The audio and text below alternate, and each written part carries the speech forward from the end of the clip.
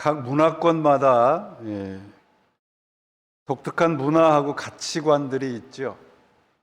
시간에 대한 이해도 마찬가지입니다. 고대 그리스와 로마의 문화는 직선의 시간관을 가지고 있습니다. 내가 서 있는 곳에서 뒤는 과거고 여기에 지금 선 자리는 현재, 그리고 앞으로 달려갈 자리는 미래라, 그렇게 부릅니다. 그 시간들 속에서 사건들이 발생할 때에 그 사건들로 채워진 직선적인 시간관을 가지고 있습니다. 그와는 달리 히브리인들에게는 시간이 좀 다른 의미로 채워져 있습니다. 시간이 어떤 내용과 사건으로 채워지지 않으면 시간이 아닌 것이에요.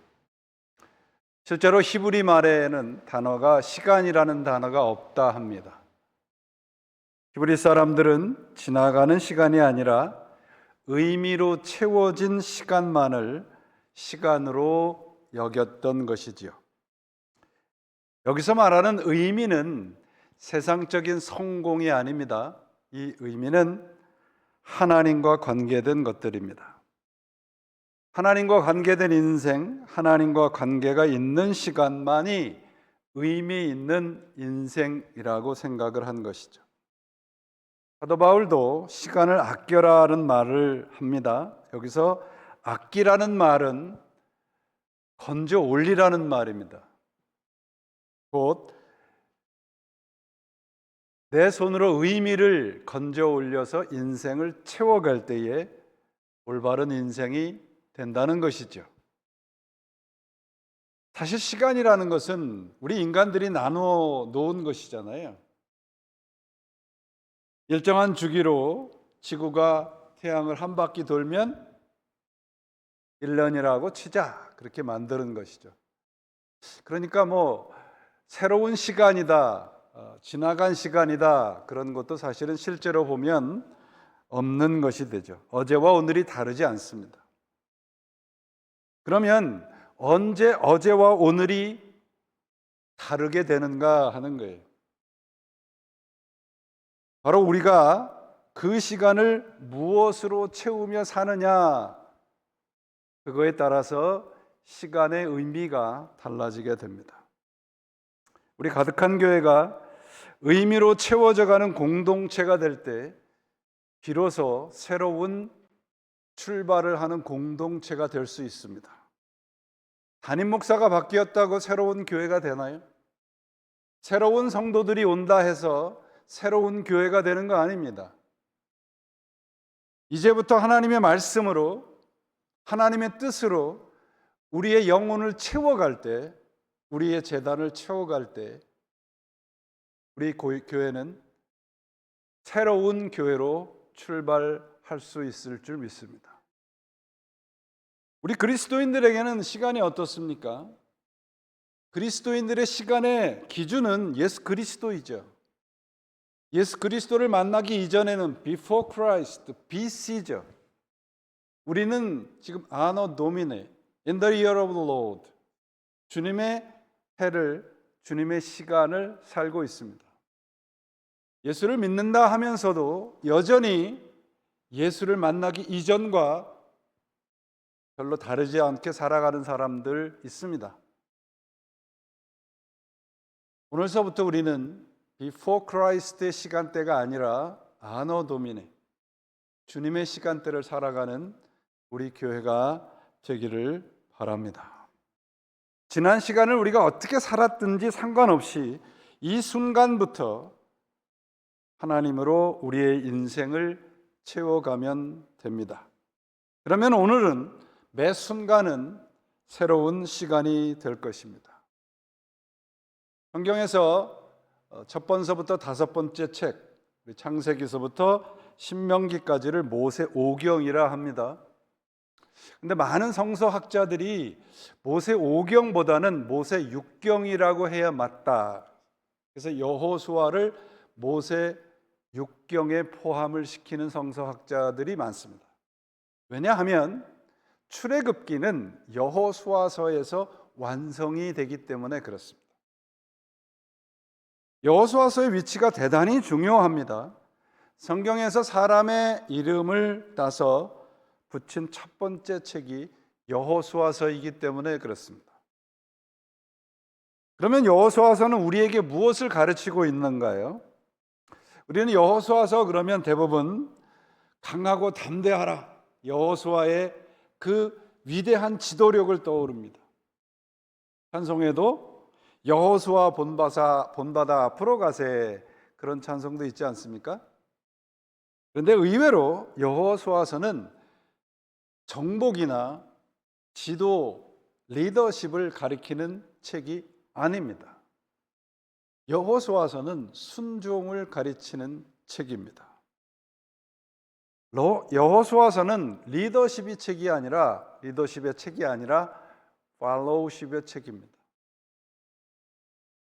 두려워하지 말고 놀라지 말고 그저 나를 따르라. 이게 여호수아서의 주제입니다. 정복하라가 아니고 순종하라입니다.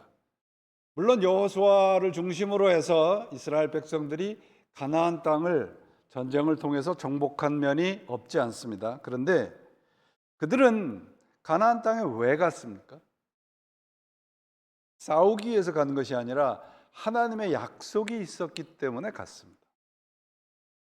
순종해서 간 것이지 뭔가 적극적으로 얻기 위해서, 전쟁을 하기 위해서 간 것이 아니라는 것이죠. 가나안은 점령해서 얻은 땅이 아니라 약속을 순종해서 얻은 땅입니다. 그래서 이 가나안은 하나님의 백성들에게 순종을 배우고 훈련하기 위해서 주신 땅입니다. 저는 오늘 우리 교회가 가나안 땅과 같은 교회가 되기를 바랍니다. 이곳에서 순종을 배워야 밖에 나가서 순종을 할 거 아니에요. 바깥에서 순종을 배워서 어떻게 바깥에서 어디에서 하나님을 순종하는 법을 배우시겠어요? 오늘 본문을 보시면 거의 모든 성경이 모세가 죽은 후에라는 말로 시작을 합니다. 1절에. 그런데 이 원문에는 and라는 말로 시작합니다. 그리고입니다. 이 그리고는 단순한 접속사가 아니에요. 하나님의 언약이 사람의 그 어떤 일로 인해서 중단되지 않는다는 의미를 갖는 언어입니다. 모세는 죽었지만 하나님의 언약은 여전히 유효하다, 이 말이에요. 하나님은 모세의 종 여호수아를 부르시고 그에게 다시 약속의 말씀을 주시고 있습니다. 우리가 살다 보면 어려운 현실들 많이 만나잖아요.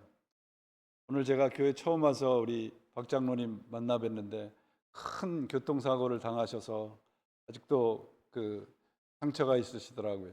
물론 사랑하는 우리 권사님을 하늘나라에 먼저 보내신 것이 또 크죠.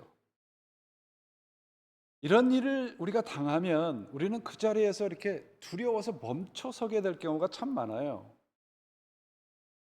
그러나 하나님은 그리고의 하나님입니다. 하나님이 말씀하십니다. 우리의 삶은 항상 하나님께서 연결해 주세요. 저는 하나님이라고 하는 단어를 떠올릴 때마다 생각나는 영어 단어가 dead end라는 단어입니다. 하나님에게는 dead end가 없기 때문이죠. 모세가 죽은 후에 이스라엘 백성들에게 가장 현실적인 힘과 가능성이 없어졌습니다. 두려웠습니다. 이스라엘 민족이 맞닥뜨린 현실은 캄캄한 어둠과 같았습니다. 그러나 여호수아서는 그리고 하나님의 약속이 취소되지 않음을 선언하고 있습니다. 아무리 시대가 변하고 시간이 많이 흘러도 하나님의 약속은 변화되지 않습니다. 하나님의 약속은 중단되지 않습니다. 그래서 오늘 본문의 첫 단어가 그리고예요. 신명기에서 끝나지 않는다, 그 말이에요. 여호수아서로 연결이 됩니다. 그리고 이 그리고라는 단어가 열왕기 하까지 모든 책의 첫 단어로 기록이 되어 있습니다. 하나님의 약속, 창세기에서 나타난 하나님의 언약이 지금도 진행형이라는 것이죠. 여호수아서 그리고 모세가 죽은 후에 대조적인 책이 사사기입니다. 사사기도 어떻게 시작을 하냐면 그리고 여호수아가 죽은 후에 이렇게 시작을 해요. 사사기와 여호수아서가 다른 게 무엇인가요? 지도자가 사라졌습니다. 여호수아서와 사사기의 차이는 순종과 불순종의 차이입니다. 사사기의 별명이 뭔가요? 자기 소견대로 자기 마음대로 사는 책이 사사기잖아요. 모세가 죽은 후에 여호수아와 그의 백성은 하나님의 약속을 순종하며 살았습니다. 그러나 여호수아가 죽은 후에 이스라엘 백성들은 자신의 의지대로 살았습니다. 자신의 소견대로. 이것이 실패한 사사기의 모습이죠. 그리고 그 다음이 순종이냐 아니면 불순종이냐에 따라서 우리의 인생은 달라집니다. 내가 예수를 믿습니다. 그리스도께서 나를 구원하셨습니다. 많은 분들은 그 다음이 없어요. 그 다음이 뭘 얘기를 하실 겁니까? 예수님이 나를 구원하셨습니다. 그 다음, 그리고 그 다음은 뭐예요? 하나님이 나를 인도하고 계십니다. 그 하나님은 나를 영원한 그 자리까지 함께 가실 분입니다. 이런 항복을 받아내야 되는 겁니다. 그게 교회의 가장 중요한 책임입니다. 내 소견대로 내 마음대로 사는 것을 순종이라 하지 않아요. 제가 어제 토요일 날도 말씀드렸듯이 제가 좋아하는 책 제목이 Long Obedience in a Same Direction. 같은 방향으로의 긴 순종입니다. 한 방향 같은 방향으로. 그 방향이 어디입니까? 하나님입니다. 세상이 아닙니다. 이제 새로운 삶을 시작하는 백성들에게 하나님이 원하시는 것이 무엇인가를 오늘 본문이 명확하게 가르쳐 주고 있습니다. 첫째가 무엇인가? 강하고 담대하라 말씀하십니다. 굳세고 용감하라는 뜻이죠. 6절, 7절, 9절에 세 번씩이나 이 말씀이 반복하고 있습니다. 굳건한 반석과 같았던 모세가 세상을 떠난 후에 사람들은 자신의 삶의 뿌리가 송두리째 흔들리고 있었습니다. 죽음과 같은 두려움과 당혹감이 있었겠죠. 여러분, 낙심한 분에게 찾아가서 용기 내세요. 괜찮을 겁니다. 저는 이 말처럼 참 힘이 안 되는 말이 없는 것 같아요. 하나님도 똑같습니다, 여러분. 굳세고 용감하라는 말은 내 안에 숨겨져 있는 뭔가 내면의 힘을 끌어올려라 그 말씀이 아니에요. 하나님의 약속입니다. 하나님의 모든 명령은 하나님의 일방적인 요구가 아니라 주님의 신실하신 약속입니다. God is not merely commanding, be strong, but promising. 그 promising이 뭡니까? I will strength to you. 내가 너와 함께하리라. 이 말과 굳세고 담대하라는 말은 같은 말이에요. 하나님과 함께한다고 하는 것을 믿는 사람만 강하고 담대할 수 있습니다. 현실은 그렇지 않을지라도 하나님은 우리를 강하고 담대하게 만들어 줄 때까지 포기하지 않으시는 분이십니다. 우리 교회 연약하죠, 그죠? 세상에서 칭찬할 만한 그렇게 큰 교회, 저는 그렇게 큰 그릇이 못 됩니다. 그러나 하나님께서 저에게 주신 하나님의 약속은 무엇인가? 느리더라도 정도를 가면 내가 너와 함께 하겠다. 우리 교회가 그런 교회가 되기를 바랍니다. 우리가 처한 모든 현실은 하나님과 함께하는 자리예요. 힘들고 어렵고 하나님이 나를 잊고 있는 것 같은 상황 속에서도 하나님은 우리와 함께 계십니다. 여러분, 임마누엘은 하나님이 어느 곳에도 계신다는 의미가 아니에요. 하나님을 믿는 사람에게만 하나님이 함께 한다는 거 아는 거예요. 강하고 담대하라, 이 말씀은 숨겨진 내면의 잠재력을 끌어올리라는 말이 아니라 내가 너를 강하고 담대하게 만들어 주겠다고 하시는 하나님의 약속입니다. 내가 너와 함께 하리라, 이 말이에요. 그래서 9절의 말씀을 보시면 이렇게 돼 있어요. 강하고 담대하라. 왜냐하면 내가 어디로 가든지 내 하나님 여호와가 너와 함께 하기 때문이다. 어떻게 강하고 담대하게 되나요? 하나님이 함께 하시기 때문에 그렇습니다. 임마누엘이라고 하는 것은 여러분 그냥 위로의 말이 아니에요. 이 임마누엘이라고 하는 약속의 단어의 뜻은 군사적인 용어입니다. 연인들이 속삭이는 그런 위로의 말이 아닌 거예요. 하나님이 내 열심으로 내 힘으로 너를 떠나지 않겠다. 그게 임마누엘의 약속입니다. 그런 하나님이 우리와 함께 계심을 어느 순간 어느 때에도 잊지 않으시는 여러분들 되시기 바랍니다. 두 번째가 좌로나 우로나 치우치지 말라예요. 좌와 우는, 오른쪽과 왼쪽은 하나님의 길에서 벗어난 자리입니다. 왼쪽으로나 오른쪽으로나, 이 말은 길에서 벗어났다는 것이죠. 좌우는 불순종의 길입니다. 사회학에서 엉뚱한 사람을 엉뚱한 자리에 놓은 것을 dislocation이라는 말을 사용하죠. dislocation이라는 말은, 좌와 우라고 하는 말은 하나님과의 관계가 단절된 상태를 말합니다. 좌와 우로 치우치는 삶은 하나님과 단절된 상태에 있습니다. 왜냐하면 내가 주인이기 때문에. 신앙생활은 여러분, 나의 생각에 치우치지 않고 하나님의 길을 걸어가는 애씀입니다. 좌우라는 자리는 바로 내 뜻대로 사는 거예요. 내 욕심과 소원대로 변덕을 부리는 삶입니다. 잊지 않으셔야 돼요. 기독교 신앙은 내 신념을 강화하는 훈련이 아닙니다. 우리가 예배당에 들어오는 순간부터 나는 없습니다.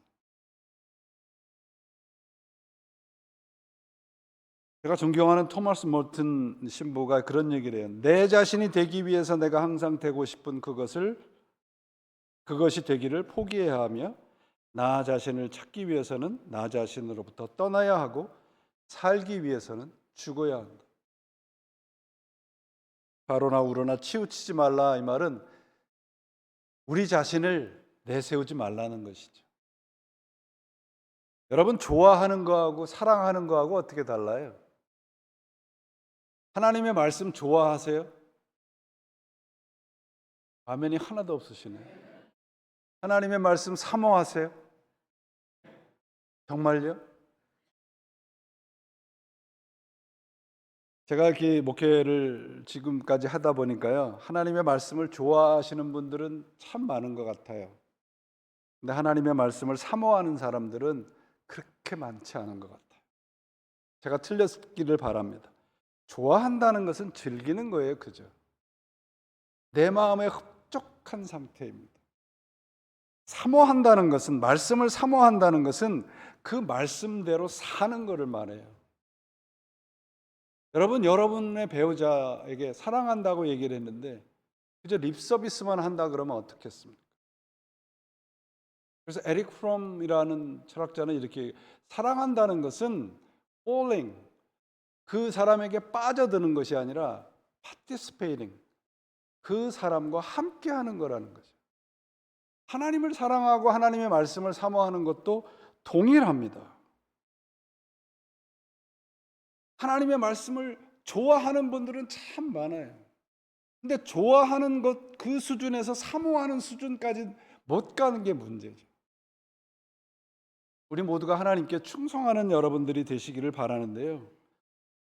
한자의 충성이라고 할 때 그 충자를 파자를 해보세요. 어떻게 되어 있습니까? 입구자와 마음심자의 대못을 박는 거예요. 여러분들 한자 다 배우셨죠? 그죠? 충성이라고 하는 것은 내 입과 마음의 대못을 받고 하나님의 말씀을 이루어가는 겁니다. 그게 하나님의 말씀을 사모하는 거예요. 충성한다는 것은 내 입을 다물고 내 마음의 말씀으로 대못을 치고 하나님의 말씀을 이루어가는 삶입니다. 그래야 좌와 우로 치우치지 않을 수 있어요. 우리 가득한 교회가, 저는 그런 교회가 분명히 될 줄 믿습니다. 왜냐하면 여러분들이 하나님을 그만큼 사랑하는 것을 제가 많이 보았기 때문에 그렇습니다. 같은 방향으로 오랜 순종이 있어야만 우리 인생을 살 만한 가치가 있습니다. 하나님의 말씀을 인생의 중심에다 놓고 살아가는 사람들에게 하나님의 약속이 있습니다. 이게 오늘 본문 7절 8절이에요. 너는 마음을 담대하고 두려워하지 말고 하나님의 말씀을 지켜 좌로나 우로나 치우치지 말라. 내가 평탄하게 될 것이고 형통하게 될 것이다. 우리 그리스도인들 가운데 어떤 분들 가운데 이 형통이라는 단어를 좀 오해하시는 분들이 계세요.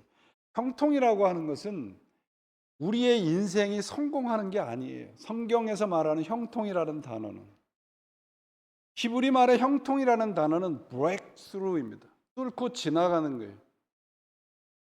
내 현실이 어떤 현실을 닥쳐도 하나님을 믿는 사람은 그 자리에 중단하지 아니하고 뚫고 지나가는 거예요. 그게 형통입니다, 여러분.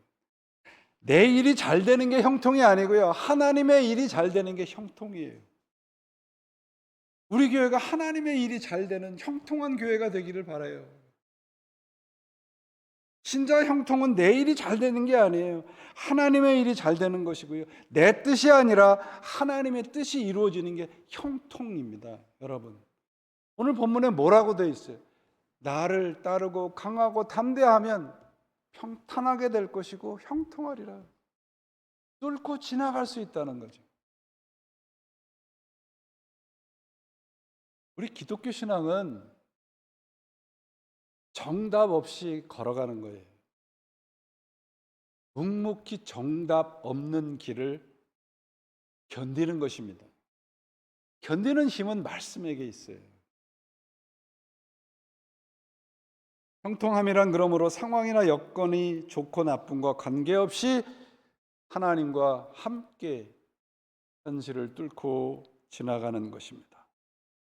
신앙은 우리 모두의 소신과 의지력을 강화하는 것이 아니고요, 주님의 의지로 채워가는 것입니다. 사람들의 소신이 넘쳐나기 시작하면 교회는 하나님의 소신과 의지는 사라져버립니다. 교회는 사람들의 소신과 의지력을 강화하는 것이 아니라 예수 그리스도의 소신을 배우고 닮아가는 곳입니다. 그러면 하나님의 형통이 이루어질 것입니다. 여러분, 복이라는, 성경의 복이라는 말의 그 어원을 보면 정도입니다. Right path. 복은 정도를 걸어가는 거예요. 정도를 어떻게 걸어갈 수 있습니까?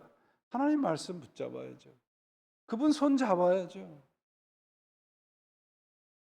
마지막으로 하나님의 약속이 있습니다. 5절과 9절은 하나님의 약속 사이에 명령이 끼어 있어요.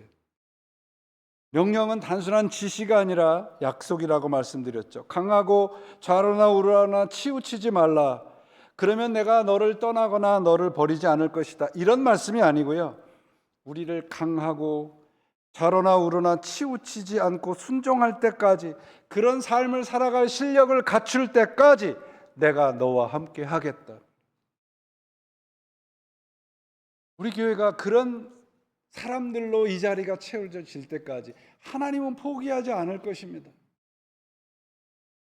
하나님은 결코 당신을 사랑하고 당신을 믿는 사람들과 등을 돌리지 않으십니다. 변덕을 부리는 건 항상 우리들이죠. 강하고 담대해져라 이런 말씀이 아니라 저는 이 말씀을 이렇게 봤습니다. 강하고 담대해질 때까지 내가 너를 포기하지 않을 것이다. 이런 말씀 우리가 함께 꼭 붙잡고 살아가시기를 바랍니다. 그래서 내가 너에게 명한 것이 아니라 Have I not commanded you? Be strong and courageous. 왜 순종하기를 두려워하느냐 그 말씀입니다. 여러분, 아까도 말씀드렸죠. 하나님이 우리가 임마누엘이라고 하는 그 약속은 우리를 강하고 담대할 때까지 포기하지 않으시겠다는 그런 말씀입니다. 그래서 내가 걸어가는 모든 길에서 너희 하나님 여호와가 함께하기 때문이라는 이 말씀은, 이 문장을 그대로 직역을 하면 여호수아가 힘을 낼 수 있는 근거가 뭐냐? 내가 걸어가는 모든 일 속에 하나님이 함께 하시겠다는 거예요. 오늘부터 우리 교회가, 우리 각자가 걸어가는 길길마다 하나님이 함께 하실 줄 믿습니다. 그래서 이곳이 임마누엘의 자리요, 에벤에셀의 자리요, 하나님의 능력이 나타나는 복된 자리가 될 줄 믿습니다. 여러분, 성경에서 말씀하시는 구약 시대의 약속은 유효 기간이 있어요. 그래서 1년에 한 번씩 대제사장이 지성소에 들어가서 제사를 지내는 거예요. 그 약속은 유효 기간이 1년입니다. 근데 임마누엘의 약속은 유효 기간이 없어요. 내가 그분을 믿는 그 순간부터 영원까지 하나님은 우리와 함께 계신다는 거예요. 사자성어라는 말 많이 하잖아요. 우리 인생에 믿는 사람들의 사자성어가 임마누엘이 되시기 바랍니다. 그러면 하나님께서 우리를 붙잡고 가실 것입니다. 이제 우리는 제물을 드리고 제사를 드릴 필요가 없잖아요. 오늘 우리가 왜 예배를 드리고 있습니까? 구원받았기 때문에요. 구원받기 위해 예배를 드리고 있지 않습니다. 우리 모두가 하나님으로부터 십자가와 부활의 구원을 받았기 때문에 이 자리에서 예수, 그분을 그리스도라고 부르고 하나님을 아버지라고 부르며 예배를 드리는 것입니다. 순종하시는 그 자리까지 함께 가시는 여러분들이 되시기를 바랍니다. 하나님의 말씀으로 용기를 얻었던 여호수아가 11절에서 백성들에게 이렇게 얘기하죠. 진을 두루다니며 백성들에게 알리시오. 양식을 예비하고 지금부터 사흘 안에 우리가 이 요단강을 건너 주 우리 하나님이 우리에게 주셔서 우리가 소유하게 될 땅으로 들어가 그 땅을 차지할 것이라고 말하시오. 요 11절 말씀 꼭 기억하시기 바랍니다. 왜냐하면 앞으로 여러분과 제가 세상에다가 선포할 말이기 때문에 그래요. 하나님이 우리를 구원하셔서 우리가 가는 곳곳마다 소유할 땅으로 만들어 주시고 그 땅을 차지하게 될 것입니다. 주위에서 만나는 모든 사람에게 이 말씀을 전하시기를 바랍니다. 여호수아가 어떻게 이렇게 변화된 태도를 가질 수 있었을까요?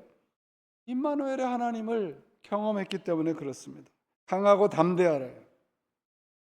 그래서 마지막으로 여러분 모두에게 저는 간절한 청을 하나 드립니다.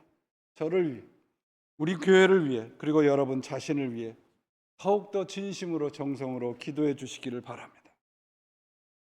그래서 하나님이 형통하는 우리 교회로 함께 만들어 가시기를 바랍니다. 우리 인생에 이것보다 더 값진 일이 어디 있겠습니까, 여러분? 여러분, 우리 인생은요, only opportunity, 단 한 번의 기회입니다. 무슨 기회예요? 하나님을 알고 함께 사랑하고 함께 믿을 수 있는 only opportunity. 우리 인생이 그렇습니다. 단 한 번의 이 기회를 세상에다가 팔지 마시기 바랍니다. 세상에 전하세요. 우리 인생은 하나님을 알고 섬기고 하나님을 믿고 하나님의 복을 받을 수 있는 유일한 기회입니다. 우리 함께 이 기회를 하나님께 드리고 살아가는 복됨을 누리십시다. 오늘 하나님께서 우리에게 약속하십니다. 그리고 우리의 인생 끝날 때까지 우리와 함께 계시겠다고. 오늘 저와 여러분이 이 가득한 교회에서 첫 예배를 함께 드렸습니다. 오늘 이 첫 출발의 이 시점이 하나님의 형통의 시점이 되시기를 바라고, 우리 함께 애쓰고 힘써서 주님께서 주신 놀라운 복을 세상에 전하고 우리 스스로도 세상 가운데서 이 참된 임마누엘의 복을 누리는 여러분과 우리 교회가 되기를 우리 주 예수 그리스도의 이름으로 축원을 드립니다. 기도하시겠습니다. 하나님, 부족한 종의 입술이 하나님의 말씀을 가리지 않았을까 두렵습니다.